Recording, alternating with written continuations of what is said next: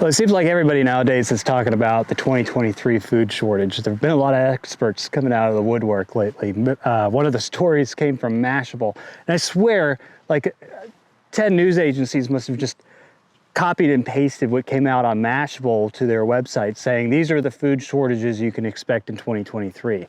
And what's laughable about it coming from Mashable is that Mashable is a product promoting website for the most part. I mean, I'm sure they have a few good articles on there, but I didn't understand, Mashable reports X, Y, and Z, so therefore we're all going to report it. Yes, there's going to be a food shortage, but without having the context behind why there's going to be a food shortage, a lot of people aren't even going to buy into the story, and they're not going to be prepared because they're going to listen to this stuff and be like, oh, well, this is just because of the war in Ukraine, which is going to end in 3 months. It's actually not going to end in 3 months. It's going to accelerate in 3 months. But the point is that without having the context, it's really difficult for people to comprehend the severity of the food shortages or even what could end up being in short supply over the next year, because it's a lot more than what Mashable reported. So I wanted to give you guys kind of my 2 cents on what's happening, because I don't think even, with what's happening in Ukraine and Russia, that is having an impact on fertilizer. It's having an impact on grains and vegetable oils, which are kind of a big deal, but there are much more serious issues out there just globally that are impacting our food supply, from rice to vegetables to citrus. And so when you look at all of these things, the shortages are pretty much going to hit across the board. They're going to hit across the board. There's not going to be like a list of 10 items that you're going to see short supply of in 2023.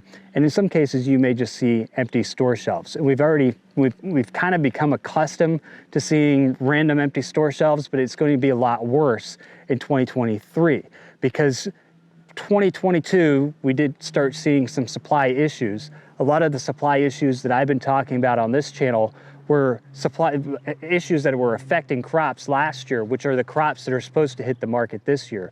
So those shortages we haven't really even impacted yet. The other side of supply issues that we faced in 2022, 2021, and 2020 were logistics. But logistics aren't going to save us from 2023. 2023 is a much worse situation. So let's start with corn. Corn is a staple item. It is something that is in everything, from chips to, bread to you name it. There's corn in just about everything. Corn oil, corn. I mean, corn is kind of the basis of the human diet today. What's funny is we shouldn't even be eating as much corn as we do. It's not even that digestible for us, but we've put it in everything.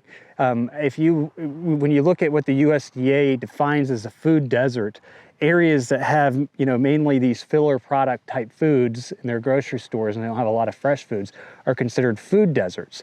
And while most of us don't live in a food desert yet, we might by the end of 2023, the reality is that we all choose to eat the foods that are at the food deserts. It's not even good for you. But if we did remove corn from the marketplace, and we removed a lot of those filler foods that are made with corn, it's going to impact the supply of everything else.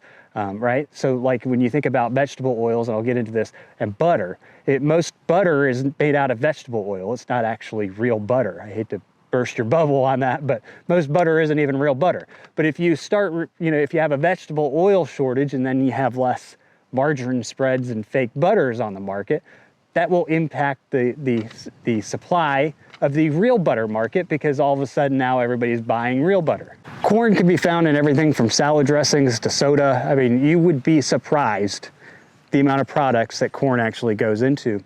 And the war in Ukraine, between Russia and Ukraine, is having an impact on corn. It's having an impact on corn coming out of that region, but it's also impacting fertilizer, because a lot of fertilizer comes out of that region as well. We've managed to locate a lot of our sourcing for these things from that part of the world. The fertilizer shortage has impacted yields in the United States. So those are all contributing to some of the corn shortages we've seen in the United States. And we have seen some pretty bad corn crops over the last several years in the United States, but they were bad before the fertilizer shortage. I think that we've kind of reached this, what we call peak production of corn based on the amount of acreage that we have.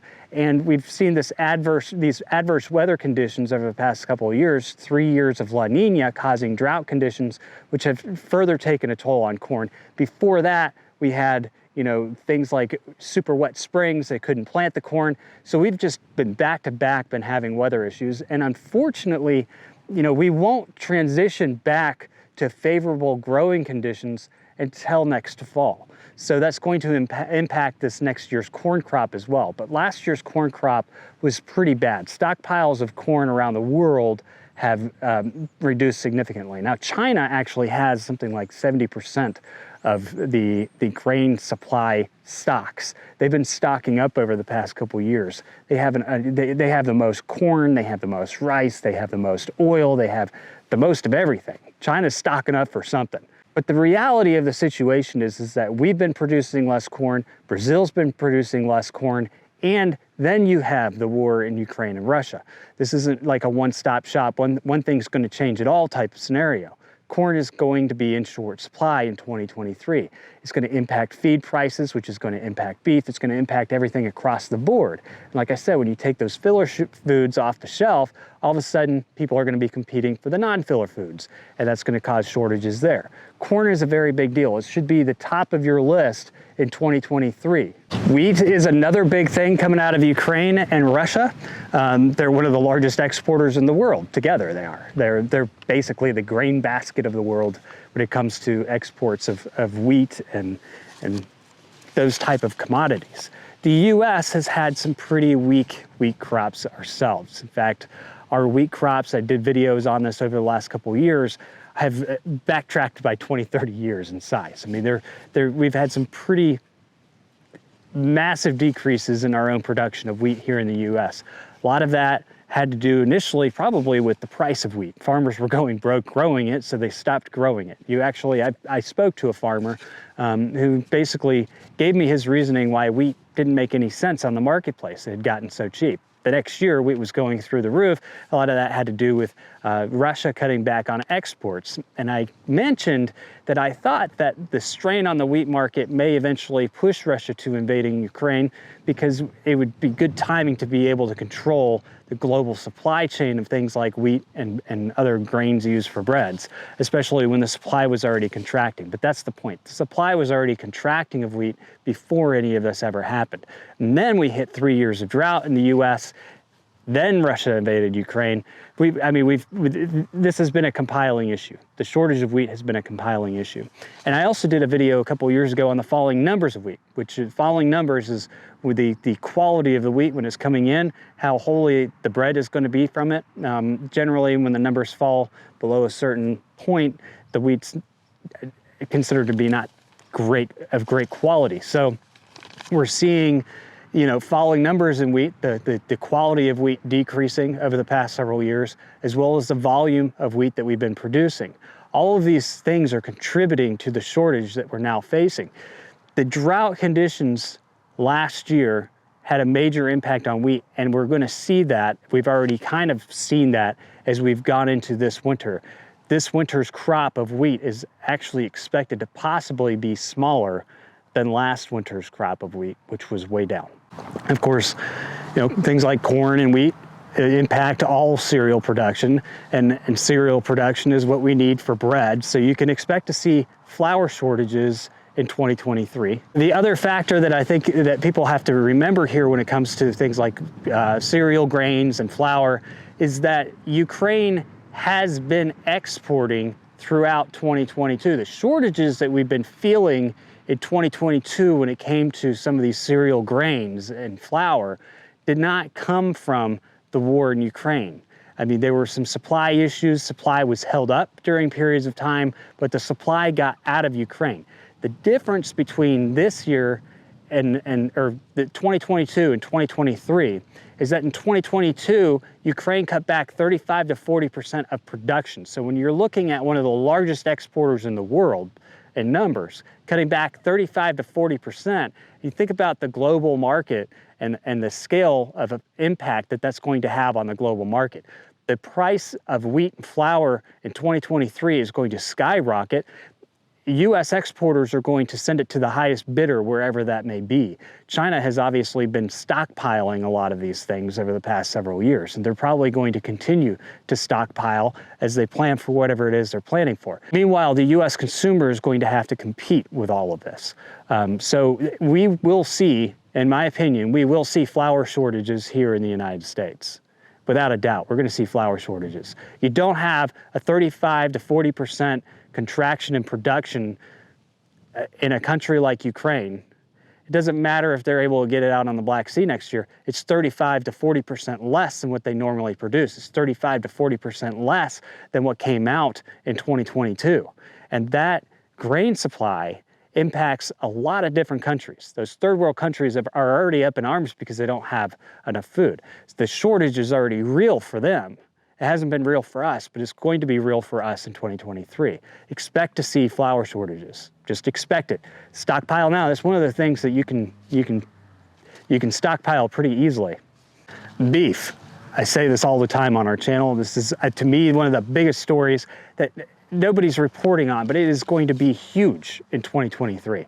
We saw what I'm thinking is a 36% reduction in the US herd size overall in 2022 due to drought conditions. We're not going to see the drought conditions ease enough for ranchers to rebuild their herds until at least 2024. So in 2024, ranchers will begin rebuilding their herd sizes, and that will take about 2 years before they get back to growing beef for production. So basically what you're going to see are those cattle on feed numbers continue to drop as we go into 2023. We saw a 19% decline in December of 2022. That was when we first started seeing the decline from cows not being raised for production anymore. Those cows that were being raised for production, we created 28 billion pounds of beef in the US last year. That was an insane number, the pounds of beef hitting the marketplace. You may have not noticed the price cuts in it. Steaks were still going for a pretty reasonable price out there, but they were feeling it, the ranchers were feeling it. A lot of them didn't get what they wanted to for those cows. They had to cut their numbers because they didn't have the space to feed them. They didn't have the resources to feed them. It is estimated with the costs of inflation, the costs of feed going up from things like corn and everything else, that it could cost a rancher as much as $1,000 per head to raise a single cow. That's a significant amount of money. If you watch the show Yellowstone, they were talking about how they take the cows to market. How much, Daddy, are you going to get for those cows? About $1,100 a head.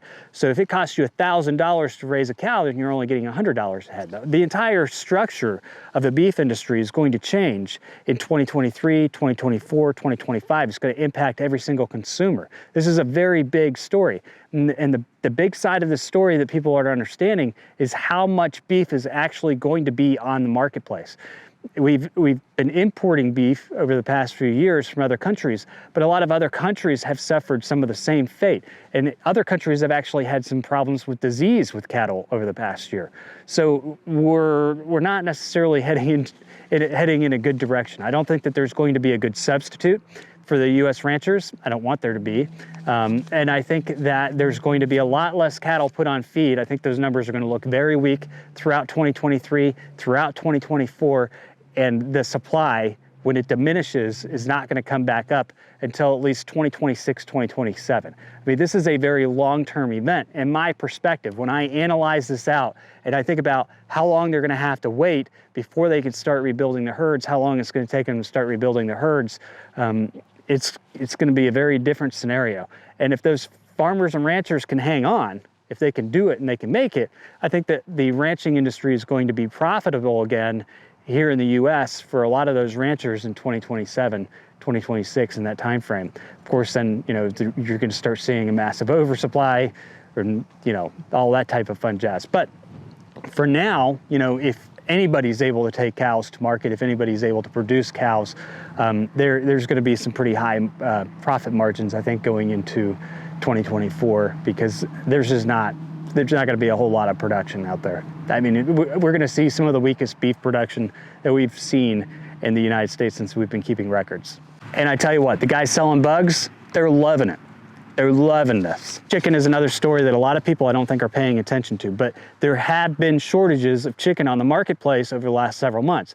Even I notice it. We eat a lot of chicken in our household. We raise chickens, but also go to the store to buy chicken. Sometimes we buy, you know, a bulk amount of chicken, cook it all up, use it for meal plans, whatever it is. We're trying to be a little healthier, trying to get into shape for all the things coming our way. But, you know, chicken has been in short supply. You've seen less and less of the variety of options when you go into the grocery store. They used to have piles of chicken when you go in the grocery store. Now, at least where we are, you have to go in there, you know, as soon as they stock up to really have many good options, to have choices of what kind of, you know, cuts you want to buy of chicken. Eggs have gone up, you know, some people have said 50% over the past year. It's actually been closer to 200%. Egg prices have gone through the roof. Now, the reason for this is the bird flu. We just experienced the worst bird flu we have ever experienced. It was worse than it was in past years when they flat out shut down chicken trades. They've started doing that in some states. In some states, you are not allowed to move live birds. The bird flu has stayed strong going into the winter months.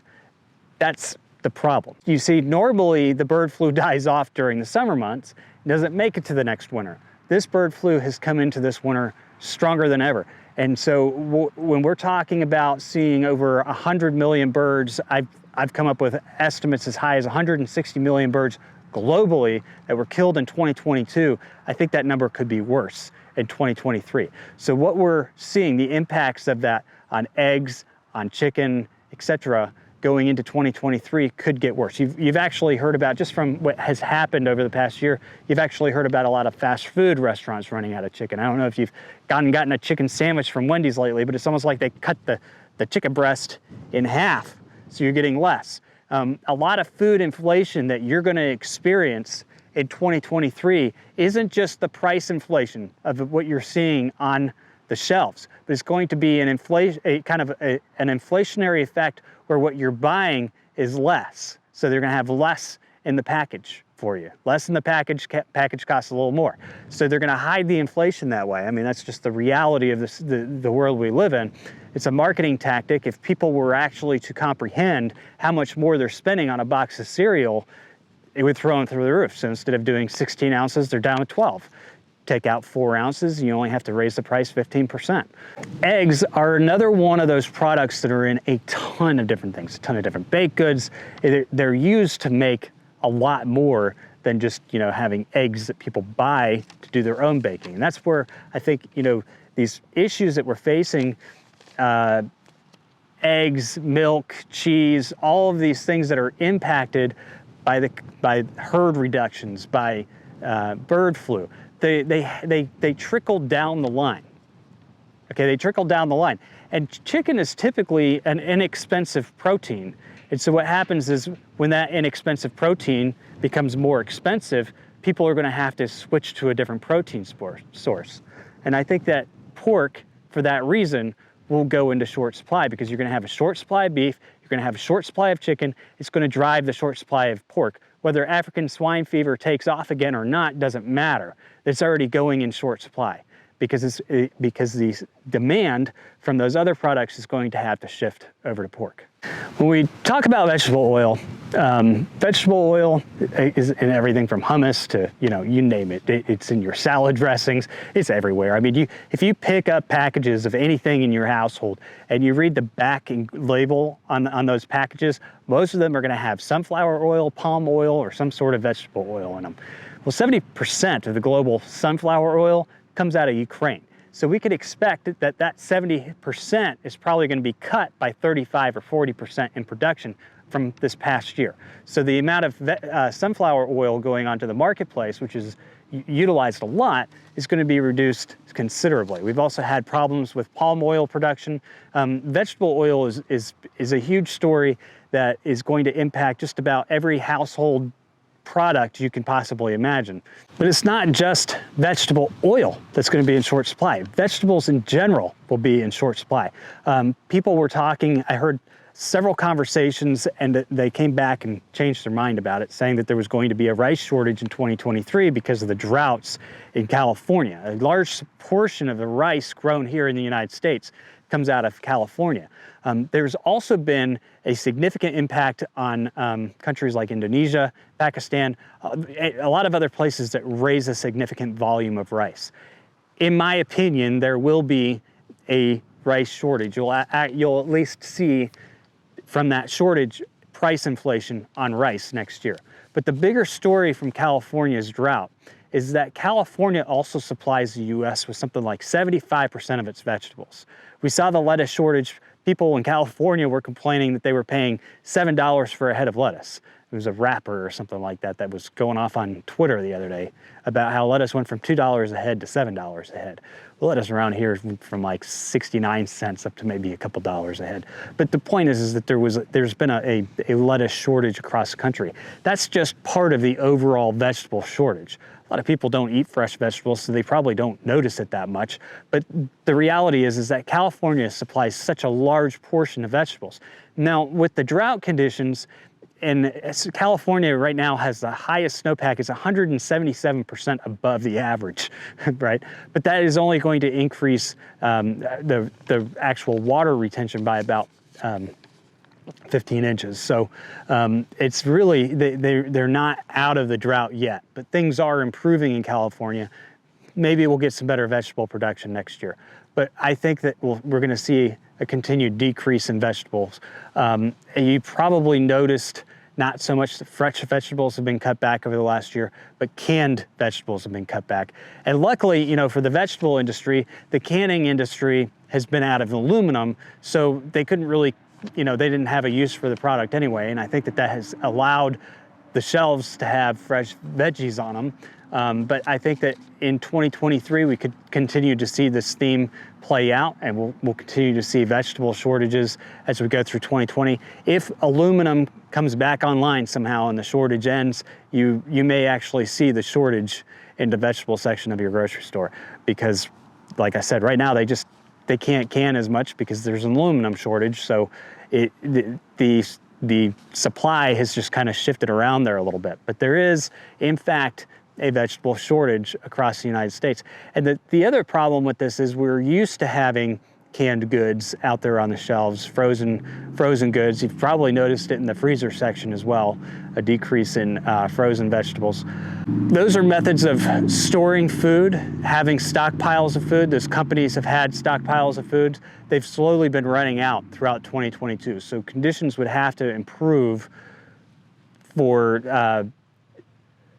us to see more of that back on the shelves. And I don't think that they're going to improve. So I think that you're going to start seeing less supply of canned vegetables on the shelves, canned fruits, because California is also a big fruit producer. When you think, just think about the massive amount of fruit and vegetable coming out of California, and recognizing that they're in the worst drought that they've seen, 3 years of it, their production is falling dramatically. There have been reports of other shortages that we could experience. Baby formula still has not recovered from the shortage that we saw last year. It just has not come back online, so we're still continuing to see some disruptions in baby food. Canned goods, like I said, aluminum has been in short supply, so they've had to cut back on a lot of canned goods. The news articles are always referencing beer, but this isn't just beer, it's anything that uses aluminum packaging. It's like at New Year's, all people could care about was the champagne shortage, because there's a champagne shortage around the world. Stick with Prosecco, guys. But there's also going to be a massive citrus shortage going into 2023. Nobody's really talking about this. But here's the deal. After Hurricane Ian hit Florida this past fall, it destroyed the Florida citrus crop. Citrus production coming out of Florida is down 32% from 2022. All that citrus should be hitting the markets now, so you're gonna start seeing that shortage in the near future. There's the citrus crop of Florida was damaged. And then on top of that, we had this freeze, which didn't do as much damage as I think people were expecting it to, but the trees had already suffered a significant amount of damage from Ian. But we had this freeze in December that brought freezing temperatures deep down into Florida that did have some impact on the citrus crop that was left. So Florida production, from what I hear, and I think NBC is the only one who said anything about it, citrus production out of Florida is down 32%. 32% year over year, and you haven't felt it in the marketplace yet. But you're going to feel it. You're going to feel that because we get a ton of citrus out of Florida. According to the World Food Bank, this is coming from the UN, The number of people in the world facing starvation, or as I guess they would word it as acute food insecurity, has more than doubled since 2019. You know, the pandemic's over for a lot of people, a lot of countries. Pandemic's passed. But this problem keeps escalating. And it's not just the war in Ukraine, it's not just weather events, it's a compilation of all of these things. In my opinion, our climate is changing. It's not changing in the way that a lot of people use the term these days. But in my opinion, we're going into a climate cycle where these growing conditions are going to continue to fight us. They're going to continue to fight us. They're going to continue to create challenges. If you look at a lot of these problems, the Florida citrus crop, California vegetable production, rice production around the world, a lot of corn production in the United States, a lot of these beef production in the United States, a lot of these problems are all coming from weather-related events, climate changing events. That's not something that we have control over. The war just exacerbated the problem. It kind of made the problem worse than it already was. But if we were having a good year of growing, the war would have had an impact, but it wouldn't have made a detrimental impact. 2023 is going to be detrimental to a lot of Americans when it comes to being able to afford groceries. Because when you have shortages, you know, every time I say that word, people are like, well, I see stuff on the grocery store shelves. When you have shortages, what happens is the prices go up, the volume goes down. The volume in the package that you're buying is now smaller. The price of that package just went up. That's how they do a demand curve. People are willing to pay more for less because there's not as much of it. And in turn, by the prices going up, those who can't afford it just simply don't eat. And we're starting to see that even here in the United States. Entire countries around the world in 2022 started to get upturned. I mean, the protests broke out, governments got shut down because of food shortages. Those food shortages haven't been real here in the United States. We've felt little impacts of them. We've kind of, you know, been pinched and screamed like little Nancy. Well, they're about to be real in 2023. And there are reasons behind it. There are lots of reasons behind it. It's not one simple thing. It's not 10 things. These shortages affect everything down the line. Like I said, you have a vegetable oil shortage. It creates a margarine shortage. Demand then has to switch over to the actual real dairy product, which there's not going to be enough of because we've already cut back on our dairy herds dramatically over the last couple of years. And this, I think in this year, in 2023, that's when you're going to start seeing that crunch. To give you advice on what to stockpile going into 2023, I can't really give you 10 grocery list items. I can't give you, you know, a certain set that would do it for you. What I would suggest you do is you stock up on seeds now and you get them in the spring. I would wait until, you know, we get at least past mid-March, because I think that we could have some pretty cold weather in kind of like a early spring. But I mean, we'll have cold weather in early spring. So wait it out, see what happens. If you follow this channel, I'll always do an update. But you need to be prepared to plant this year. Go outside right now, the weather's nice, tear up a section of your yard, get it ready to plant. You need to be prepared to raise some chickens, raise some rabbits. Rabbits are a great way of raising animals in a small area. They don't need a lot of space, they don't like a lot of space. Do whatever you can to start raising your own food.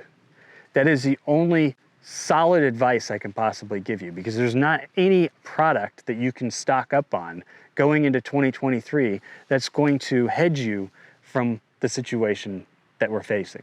The only thing that you can possibly invest in is your own self-sustainability.